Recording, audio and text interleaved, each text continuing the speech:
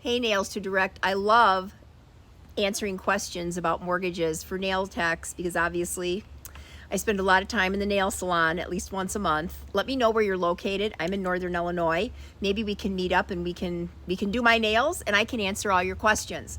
But I can tell by your comment that you were going to assume a mortgage at 2.675%, and that you had to pay the bank $1,800, and then there was another $150 outstanding to the seller.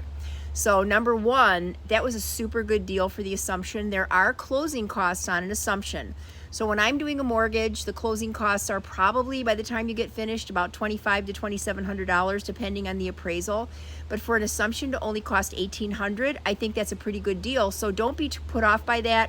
Don't feel like they're gouging you or anything. $1,800 for an assumption is just the money that it costs the bank to underwrite, process, and get all of the documentation for your file together to approve you for the assumption, and you only pay that if the deal closes. So that's not bad, okay? So don't even think about that. Now, the $150,000, that's a different story. That's what we've been talking about in all of these questions that I'm answering. That's the difference between how much you can assume, how much is already existing on that mortgage, and the contract price. Okay, so if you're buying the house for $300,000, they have a $150,000 mortgage, you're going to owe somewhere in the ballpark of another $150,000. So in the previous reel, I talked about where does that money come from. So you do have to have other money.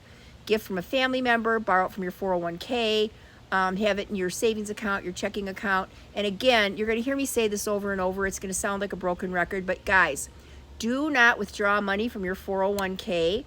You will get too many penalties. Take it as a loan against yourself. I may do a reel on this later, just on taking money out of your 401k to buy a house, because it can cost you almost double if you withdraw the money versus if you borrow the money from yourself. Don't forget.